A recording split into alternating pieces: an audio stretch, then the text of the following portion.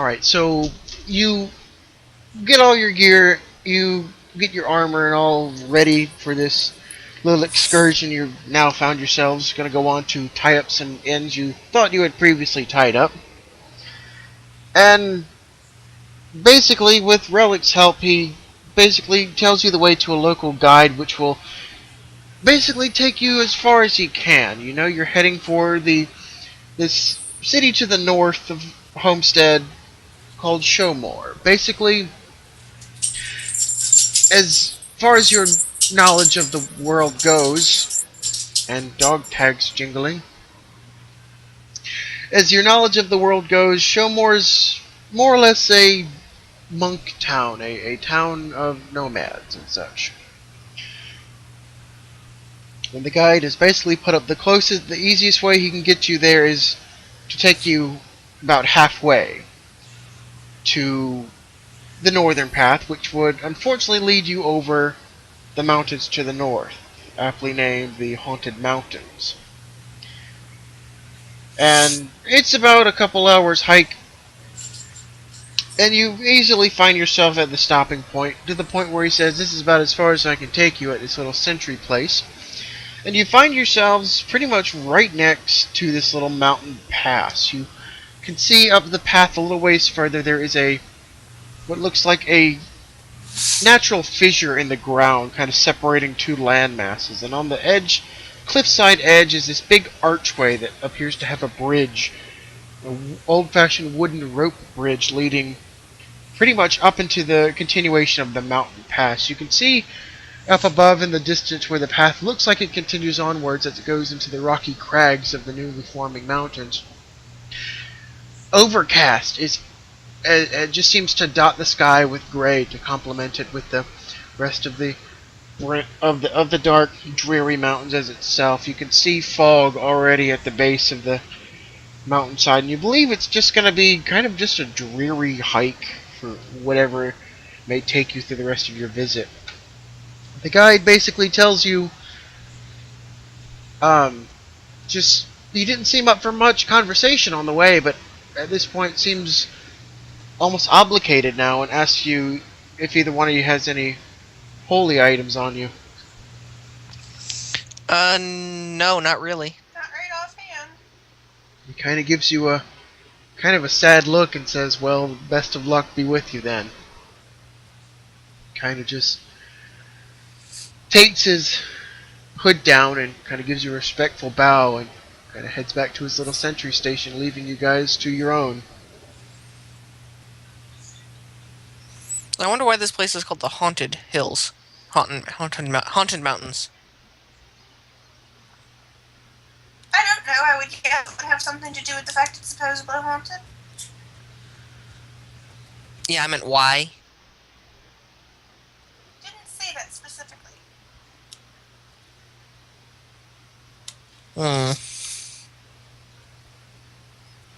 I can see what type of mood you're in.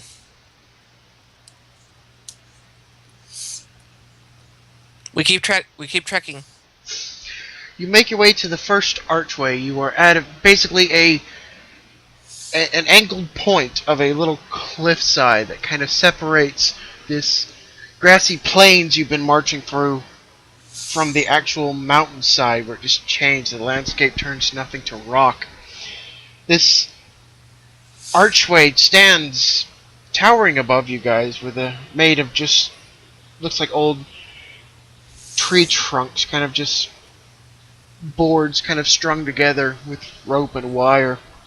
This archway has kind of a scrawl written across it, almost like a sign on an archway, and as best as you can make out, it's chipped into the wood, but says, "Best beyond visitations and phantoms." Beyond this arch is a rickety bridge, or at least it looks rickety, as you can imagine this very long, old-fashioned wooden rope bridge with the little wooden slats along the side, the rope handle guards, that leads over, a sizable gap, which leads into a little dark chasm below. On the other I side of the... suggest we traverse this one at a time. I would agree. How about you go first? I give Scape a gentle nudge. As far as you can make out, the bridge is not too long. You can probably get over it in a matter of minutes, but you're not sure how fast, of course. You can see the other side of the bridge clearly. There's another archway set up that just looks like it continues onwards into a kind of a stone-cut path that looks like it winds up into the mountains farther up when it just turns to fog, kind of begins to hide the path from your view beyond that. Well, I start taking a couple steps forward. As soon as you lay your foot on the first wooden board, you can tell that this bridge has been here for quite some while. The rope is not fresh, but it is not completely aged. The bridge appears to be in somewhat good condition, but it looks like it has been worn a bit. There are no visible, cracks or rips in the rope of any kind, but it looks like it's been here. In a sense, it looks like it's built to last.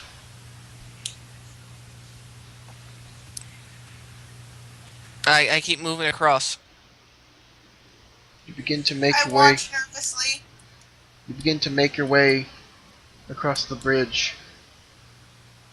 You get about a quarter of the way, and you are now met with the sensation of the wind that starts gusting through this little cavern here, chasm.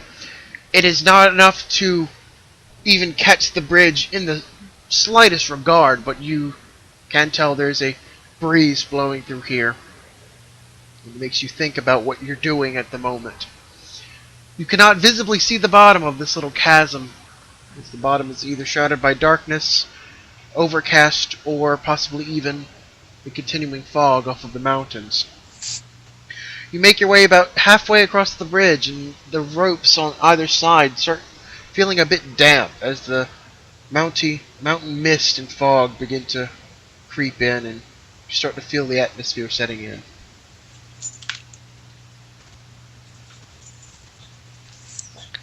Alright.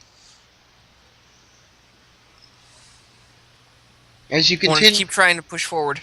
okay, you continue about 2 more steps, and one particular board you make about 3/4 of the way across. Actually, you feel it splinter a little bit under your foot as you press down on it.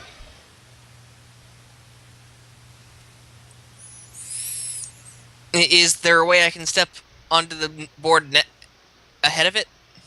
Yes, these are not very wide boards. You can easily step over it.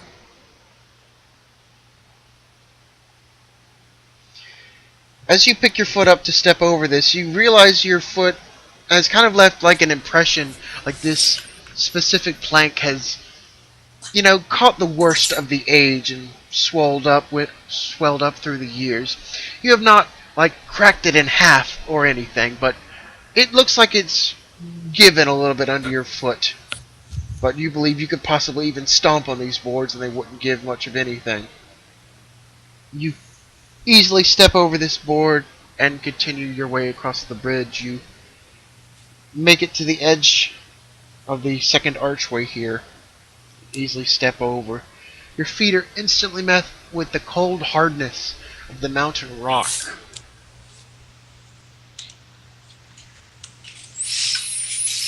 Okay. As you turn around to your friend, you realize that you can no longer see your friend. Fog is quickly encroaching over this little gorge here.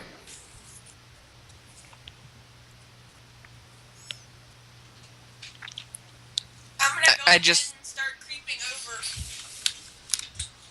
Ivory, you begin to make your way slowly across the bridge as you have seen your friend go. At this point, you also realize you cannot see your friend as well. I give a shout back. I'm still on the bridge. Still here. Alright, I'm headed over. Ivory, let's see. Give me a D20 out of nowhere real quick. I want to try something. Give me a moment.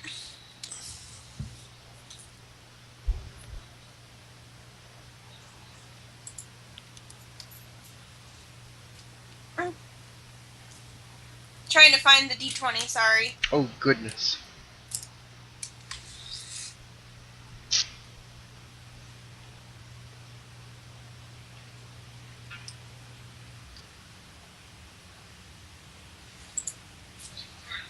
Once again, we did not claim we were professional, folks.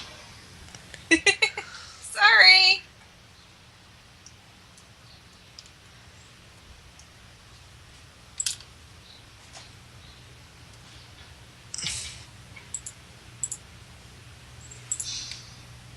There we go. 15. 15. Alright. You heard Skaith shout something, but as you're crossing the bridge, this gust of wind hits you, and you now realize it is windy. You didn't catch everything, but you did catch "I'm still on the bridge."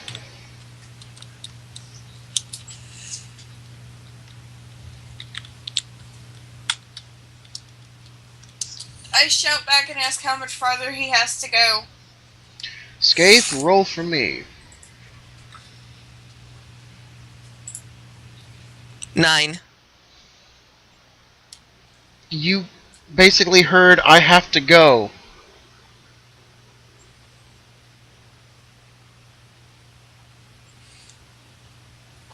I just try to keep walking back.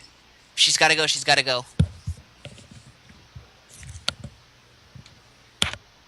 Or, I mean, I keep walking forward. Alright, you do find it peculiar your friend would not just leave you like this, though. I start keep creeping across the bridge very slowly since I know he's still on there. Alright, you continue on the bridge, expecting to bump into your friend very soon. You make it just about 3/4 of the way across, and you can see a board in front of you that has a footprint in it. A noticeable, squished footprint.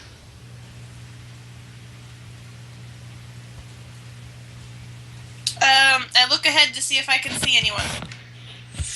It is foggy. It is very foggy. You can faintly make the outline of this second archway at the end of the bridge, but you do not see anything else. Investigate the footprint. Try to figure out if it's Skaith's or not.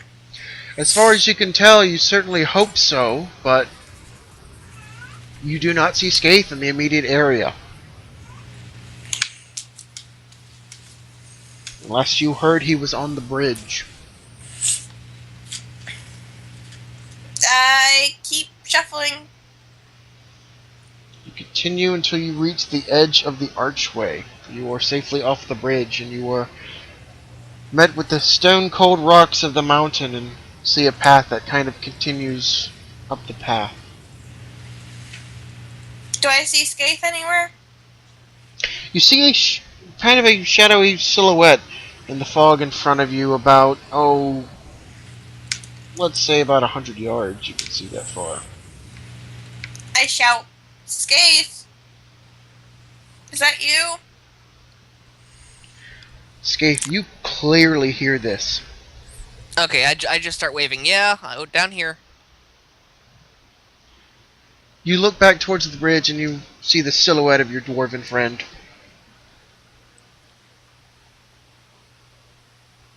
I am very confused. How is he still on the bridge? And if I'm he's not. on the bridge, who's there? I'm not on the bridge. He said I looked back at the bridge. No, Skaith looks back to the bridge. Towards the Yes. bridge and sees Ivory. Oh, okay. Okay, I head towards my friend then. You meet up, you can tell it's each other.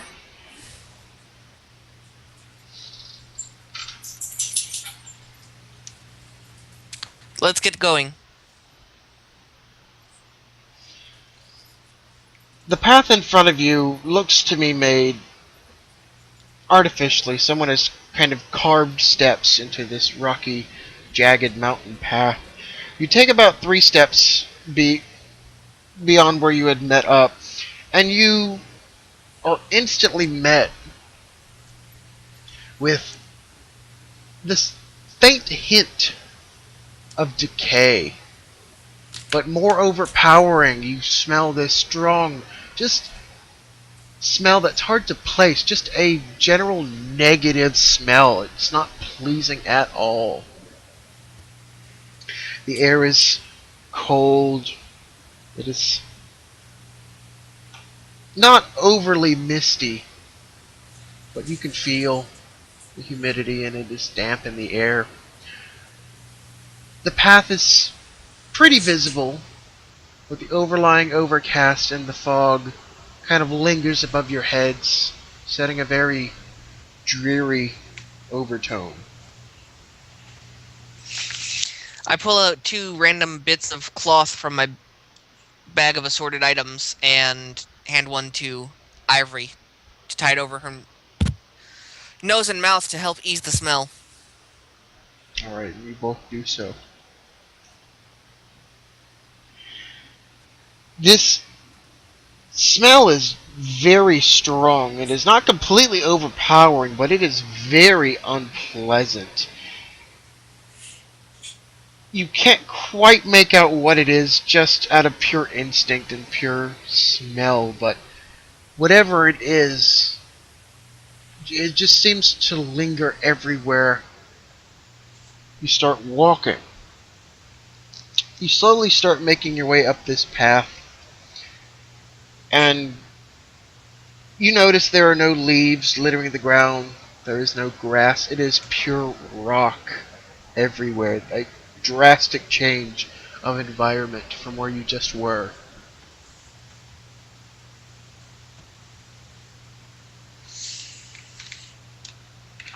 What else do we see? As you make your way down the path, towards the left, figures start coming into place. Kind of a rocky outjut. You can see what look like markers or stone obelisks of some kind, kind of standing on this little rocky hill up to your left. You're still a little too far away to clearly make out what they are, but some cut stone structures on this little rocky hill to your left, and to the right you can faintly make out down the pathways a building of some kind.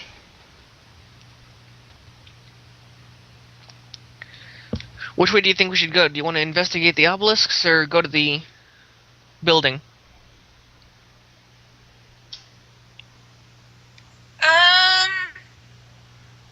They both look rather frightening. Yeah, good point. Let's go to the building. Might be able to find some information there. Hopefully. You continue down the path and kind of begin to pass by this little rocky outjut. As you pass by, you can more clearly tell that these are cut structures of some kind. They resemble markers of some kind, possibly even graves, as you pass by them. As you get closer to this building, you can tell the entire building is made out of stone as well. A large opening. It appears to be some sort of small temple of some kind. As you begin to come close, you start realizing your feet are also met with the new sensation of crunching. As you look down to investigate, bones just scattered about the path. Well, this is comforting.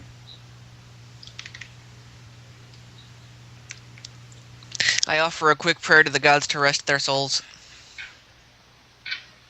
You do so, and all seems quiet.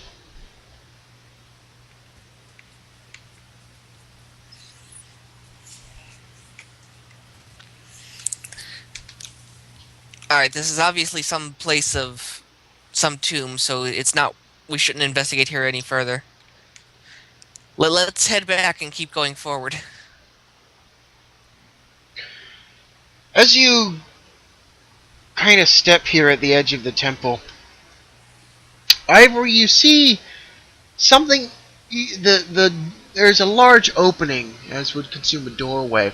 You can see kind of like in the back, towards what you would assume would be the back wall, something sparkle and kind of reflectively catch your eye. I'm a dwarf. I will follow my instincts. Shiny. You make your way up the few steps and kind of into the archway of this large opening. The room is not well lit, but there is enough of a kind of shamblings. You now also see, upon further investigation, this place has been here for quite some time as well. The entire place looks to be under the the wrath of the ages and the elements. It appears to not be holding up too well. There's actually a large hole in the ceiling and letting enough light spill through that you notice this large square stone room is complemented by several what appear to be markers of graves in succession down the sides of the building, and a large altar kind of in the center towards the back. Each grave appears to have what appears to be offerings of several kinds dotted all in front of them, like paying tribute to the graves.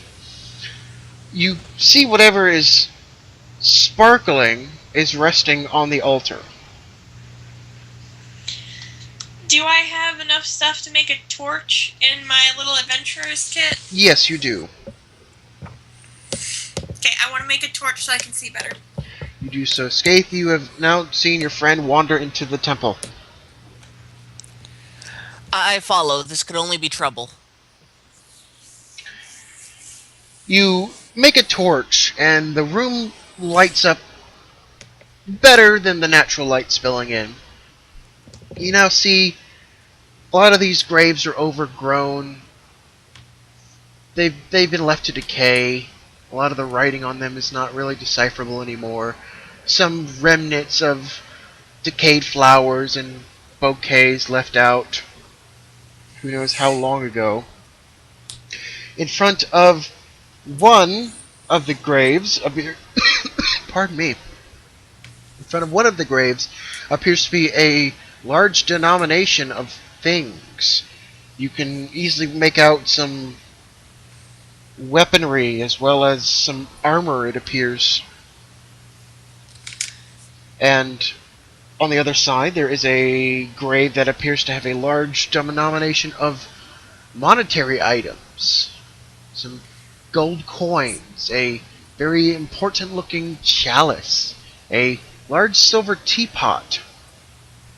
And on the altar, as far as you can see from about the center of the room, there is a shiny lock that was glinting at your eye. A lock of a book sitting on the altar.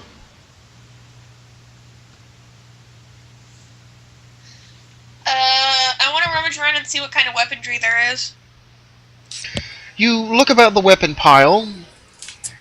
In it, you see what appears to be some obsidian-colored gauntlets, full-gloved gauntlet and bracers, a large, dark-colored cutlass, and a dark birch and silver-imbued crossbow.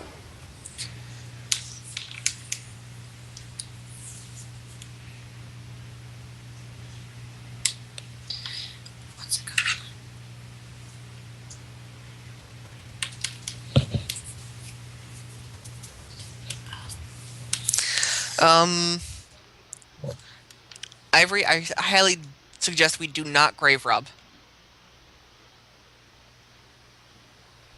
I reluctantly pout and walk away from the pile. And then look at it and says the one that steals everything. I have standards. I'm gonna go investigate the altar. The altar seems to be of multi-purpose. It does not appear to be a podium, but it appears to be large enough to possibly lay someone on it, as if it were a memorial altar. But directly on the altar shining off of reflecting the light from your torch, is the clamped locket that closes on a large leather-bound book that does not have any real signs of scripture, any notification on the cover, but a very, very bright red velvet bookmark sticking out of the bottom. Is it locked or will it open? It does not appear to have a lock on it. It just seems to be clamped closed. Okay, I'm going to open it and investigate what's inside. You I'm not going to read anything, though. No reading. Okay, be more specific if you would.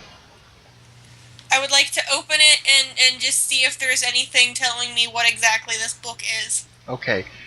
You unclamp the lock and kind of just turn like the first 2 pages, and you're instantly met that this is a spell book of some kind. Hey, Skaith, this is something you might be interested in. I walk over and take a look at it. From the first few pages you turn, this appears to be like a beginner's spell book, like a cast-all spell book. What's at the bookmarked page? At the bookmark, you flip to the page. It is still a little bit hard for you to decipher, as you are not too familiar with wizard's writing. But you try your best. Give me a d20 and whatever you think would help you decipher this text. Intelligence would probably be a good idea. Okay. I've got a 17. Okay. It's not perfect, but you're easily able to make out, as this appears to be a beginner's book. It doesn't look too advanced from what you've brushed up a little bit around the council and at home, that this bookmark is marked on the page of rain. Rain. Rain. As in the weather. Well, that explains the fog in this area.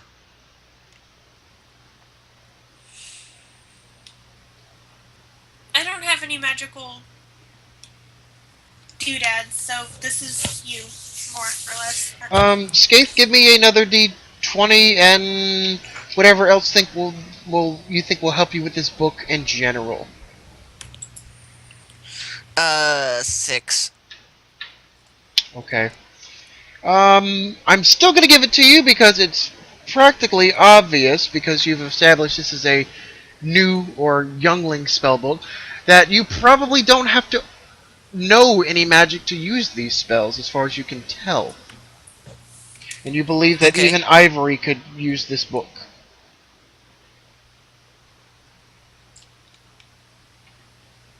So even you could use magic with this.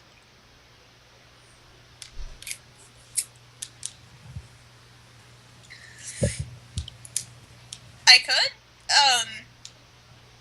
I look at it. Still interested, but not interested at the same time. Skaith, you now realize that your pocket is glowing.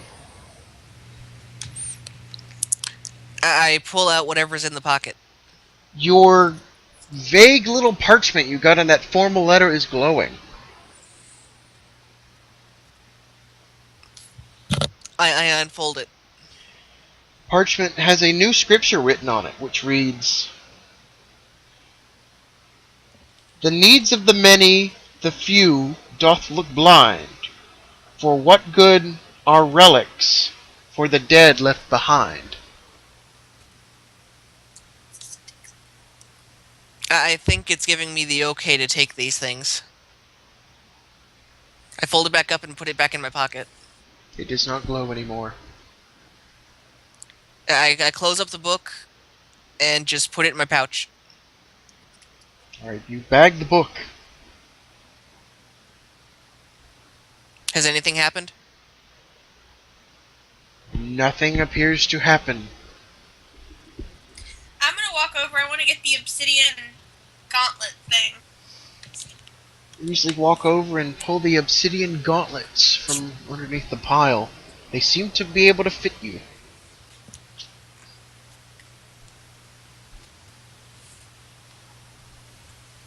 They fit me? Pardon me. They appear they should be able to fit you if you were to wear them.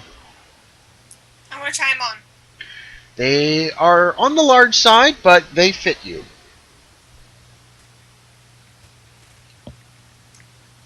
I have learned from Skaith's obsidian daggers that anything obsidian might be a little dangerous, so...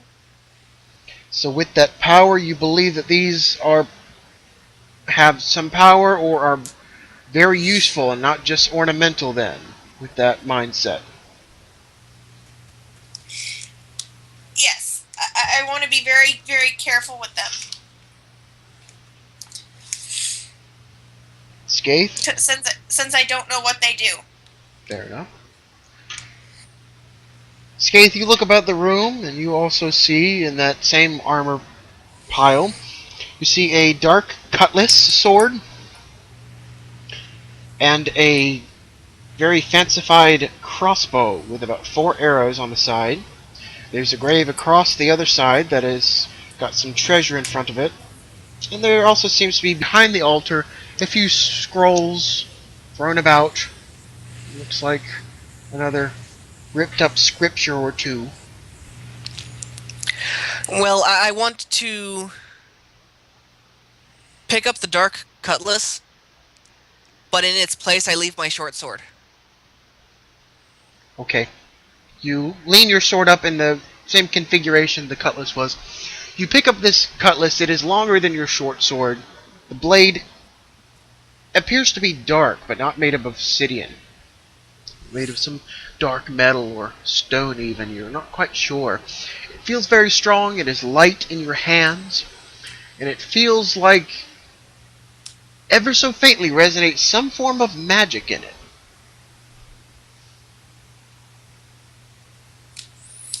Well, I will hold on to it for now. Alright. And then I pick up the crossbow and take a look at it. You look the crossbow over. It is a very well-made crossbow. It appears to be very sturdy, light in weight for what you expect it to be, encrusted with all this silver adornments. There are 4 little clamps on either side which respectively hold 4 arrows, but one of them is snapped in half with only the arrow head, so technically 3.5 arrows. As soon as you pick this up, a small little complementary dark aura kind of illuminates around this crossbow for just a second, and instantly some voice basically speaks to you, and whatever it is gives you the information somehow that this crossbow is magical and can fire arrows that can be called back.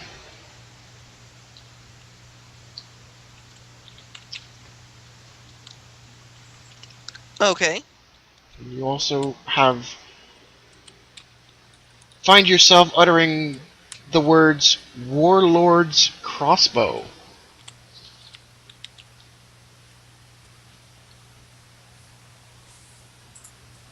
I'm gonna hold on to it for now again.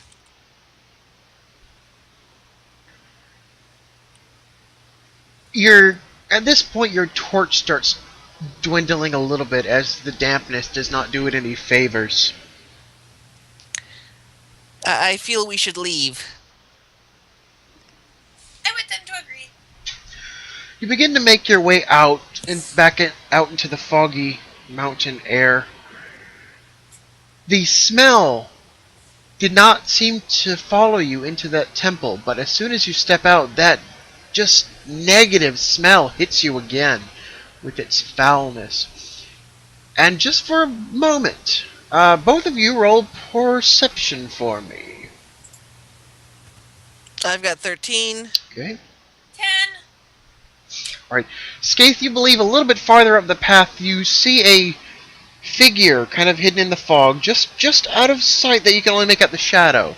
of something that appears of a human or humanoid that appears to be floating almost with maybe some sort of cloak or something that flaps in the gentle wind. And it appears to be holding something, a stick or something to the side of its head region. It just appears to be hovering, kind of floating, just out of distance. I think we should cautiously approach.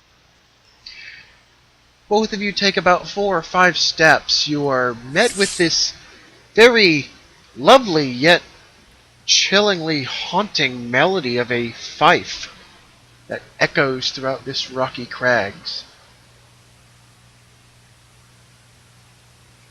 I don't like things that float. I don't either, but we need to keep pressing forward.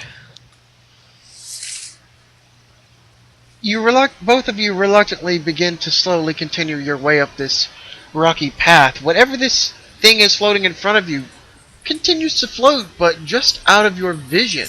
It appears to continue backwards, just so it's still silhouetted. As you can probably make a safe bet, as well as you can see, that this thing is making whatever music is now filling the air with its very foreboding tone. Is it a particularly recognizable song? As far as you can tell, it is nothing really recognizable, but it just sounds dreary and haunting, almost to complement the surrounding area. But somehow light and beckoning, if you were to label words to it.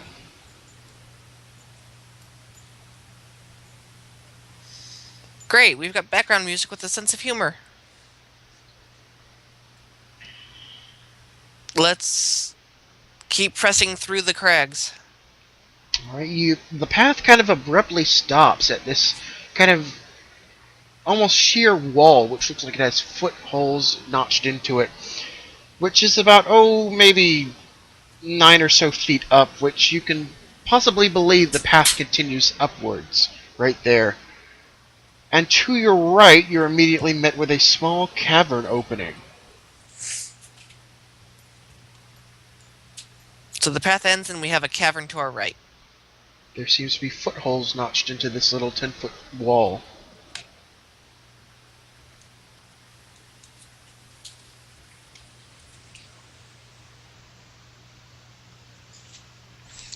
So we got two options.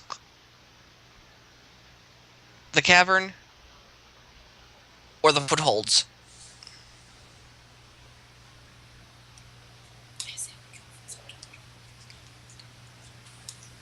Let's head to the cavern. Who goes first? Ivory. I shoved him on the bridge first, so I'll go first for the... Alright, Ivory, you are met with this small-ish cave. It does not appear to be huge, but easy enough for both of you to fit in without having a duck of any kind. It appears to be very dark. There's not appear to be any light source. Like you might have to light another light source of some kind. I look around to see if there's anything I can use as a light source, or if I have to make one. I'm going to pull out the cutlass and cast light on it. Okay, you easily do so. The tip of your cutlass now glows a nice white bright light that kind of illuminates spotlight effect with the complementing mist in the air.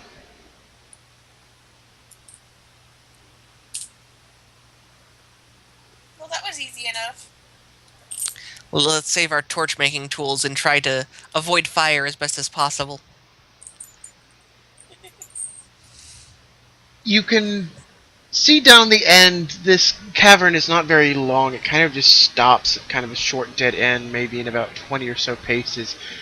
There's a pile of something, as you can make out at the end of this little cave or nook, whatever you'd like to call it, with a few things that kind of glint at the catch of your light.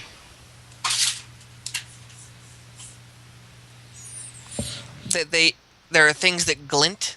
Something reflects. Several little things reflect with your light in this pile of something at the end of the cavern.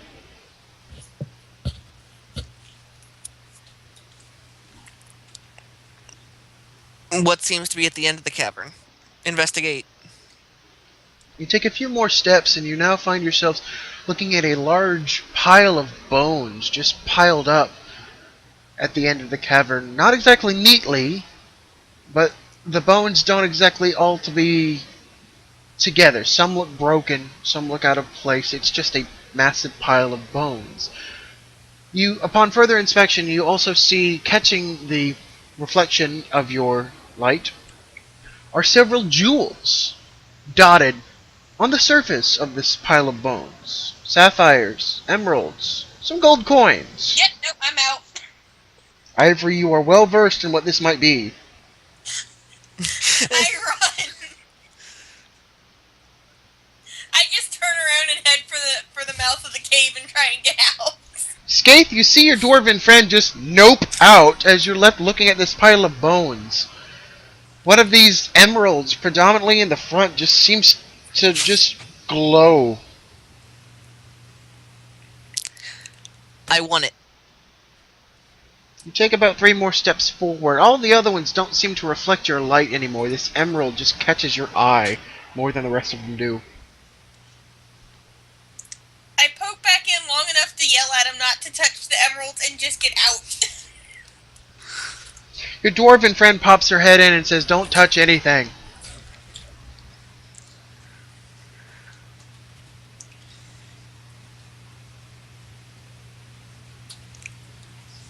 Okay.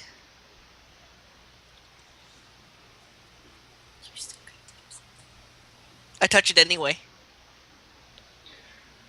You touch the emerald. You just, like, tap it. Nothing Yeah. appears to happen.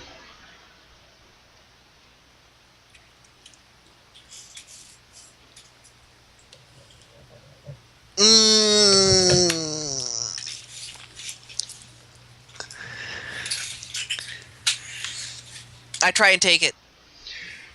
You reach to actually pick this emerald up. As soon as you kind of get a grip on it, it kind of wiggles out of your hand and kind of scoots up a little bit away from you in the bone pile. Okay, if this thing is moving on its own, it's not something I should touch. I start leaving. You come to your senses and take about 3 steps away, and you hear some clattering behind you. You turn around just enough to see this emerald has now kind of flopped back down closer to you at the edge of the bone pile. Still just gleaming. It's like, no, it moved again. I'm going back. I'm leaving. I'm about to go back into the cave and try and drag him away.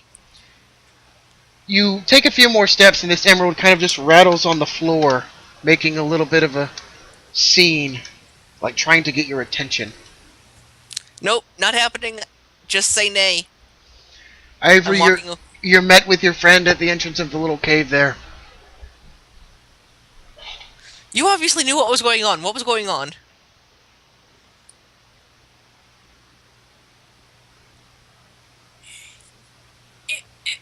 They were in my little entrance thing for the.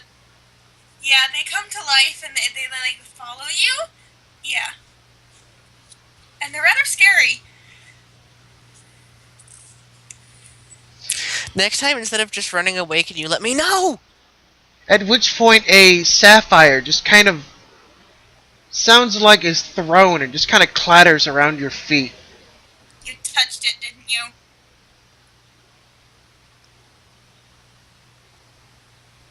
Maybe. You hear no further noise. You look down at this sapphire and it kind of just slowly scrapes its way back towards the end of the cave, back into the darkness. Let's try the footholds.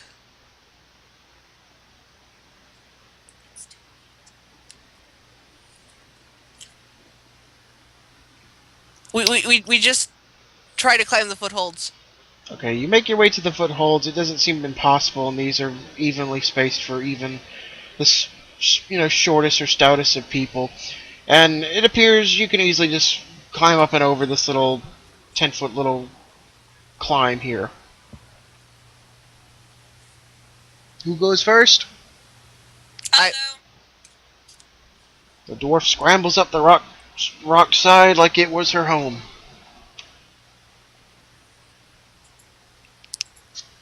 I give it a shot next. You are not as fast, but you easily make it up this little 10-foot vertical climb. You get on the little lip of this rocky outjut, and you see behind you the continuation of this path that just continues on upwards through the mountains. You now notice that whatever that silhouette you were following is no longer here, and there is no more music playing.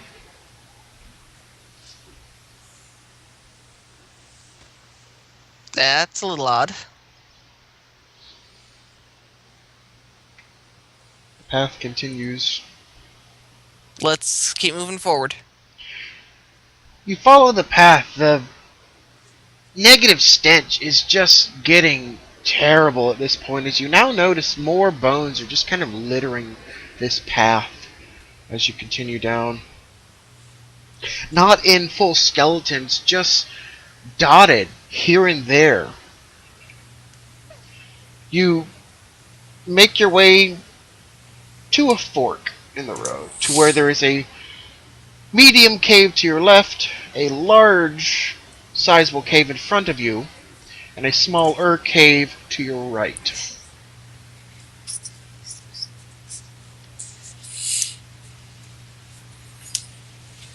So we got 3 cave options. Yes. And you also see that the fog is now encroaching in a little bit and is starting to cover up kind of the entrances to these caves. You can tell the caves are there, but you can't really see down them anymore as this fog comes in from atop the mountains. Which one has the least amount of bones in front of it? As far as you can tell, the small one to your the medium one to your left has the least amount of bones leading to it. I say we go to that one. I follow. You make your way in. Do you still have light cast on your Yes. rapier? Okay. You look, and it appears to be the same composition of that cave down below. A small cave that kind of just ends in a dead end. And once again, you're met with a few more reflections at the end of the cave. Nope, turn around. You pull back out of the cave. You're left with 2 other options. A large cave and a small cave. Let's try the small cave. You take about 3 steps, and instantly your ears are just hounded by very unpleasant, untuned notes of that same fife-like instrument earlier, but it sounds like there are 2 of them now that are just shrilly spatting, not even in a melodical manner, just making unpleasant noise in general. I look around and try and figure out if our little hooded cloak person is near. You look behind you back down towards the path. You do not see anything. You do look kind of in front of you in that large cavern. You do see a shape, a large silhouetted mass kind of coming out of the fog.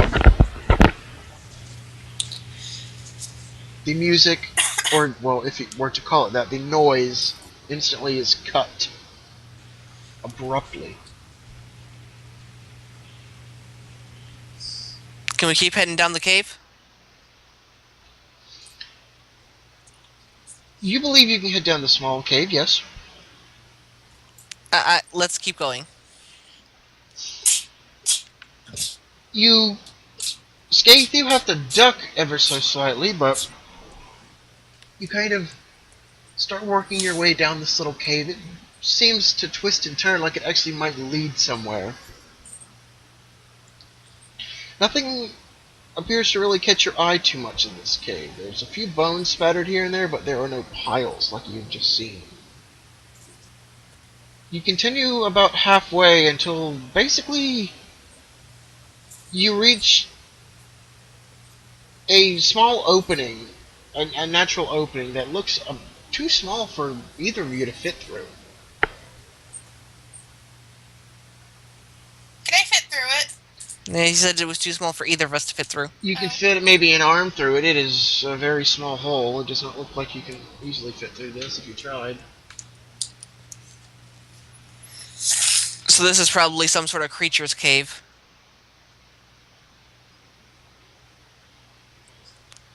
I guess we've only got one option then. Head back out and go through the big one. You make your way back kind of to the entrance of this little cave, and both of you roll a d20 real quick. 16. Okay? 20. Alright.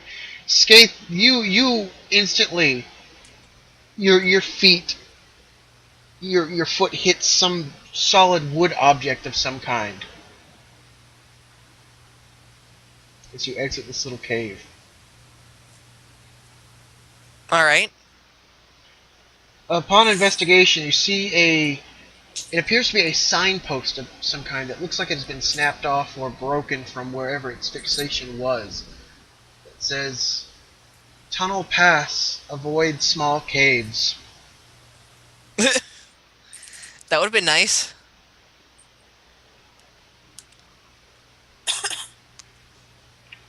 So we...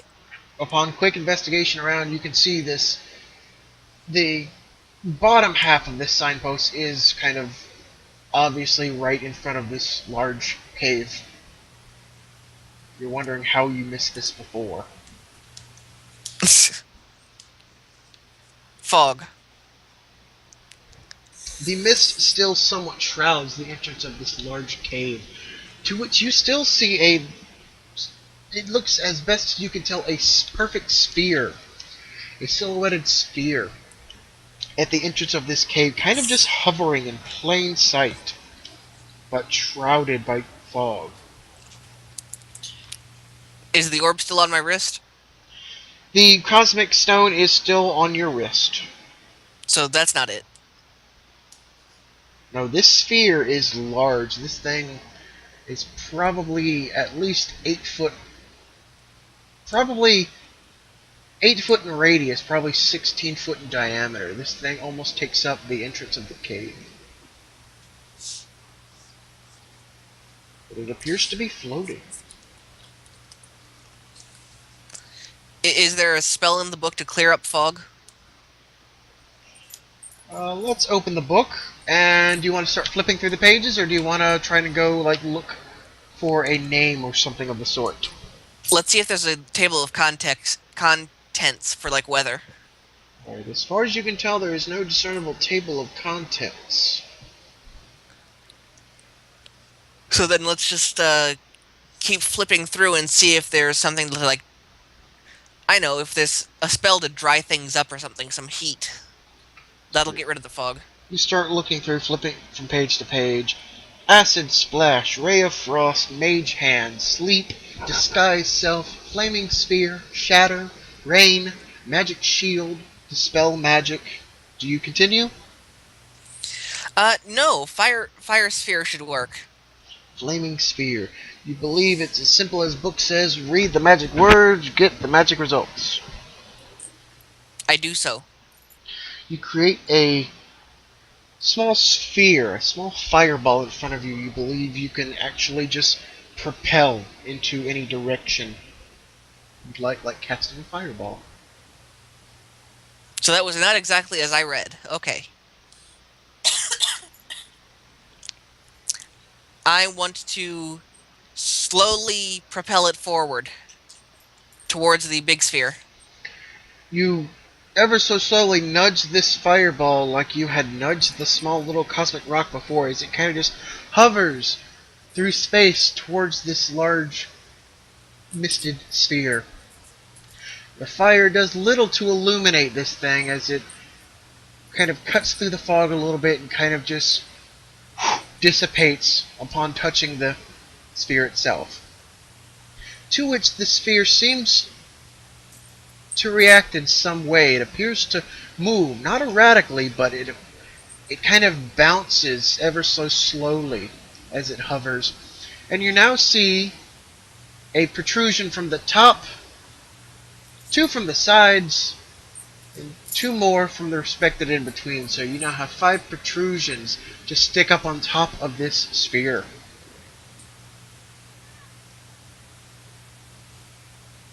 Do I see any jewels or anything around it? Nothing catches your eye. No treasure worth or anything of the sort.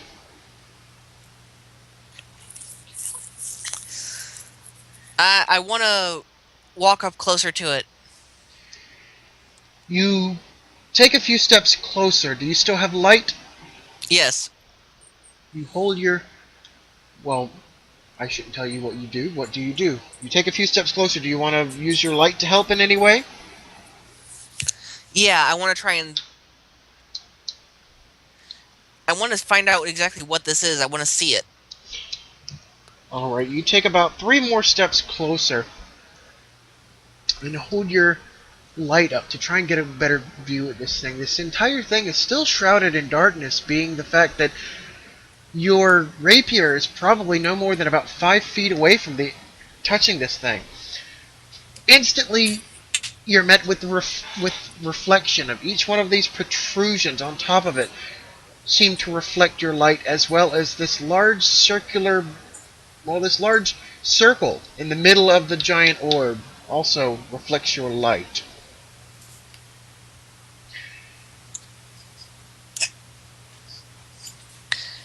It's reflecting the light. Yes. Not the entire thing, just the ends of the protrusions and one large sphere in the middle. This better not be a beholder.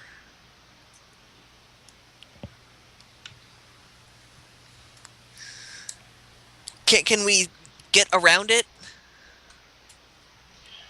You believe you can just step around it if this thing's not going to do any actions against you. I'd rather try and just get around it.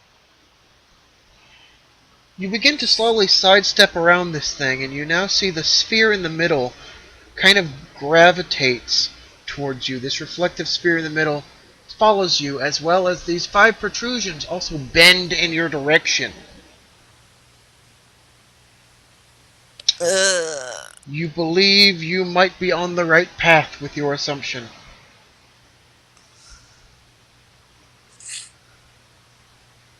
Oh boy.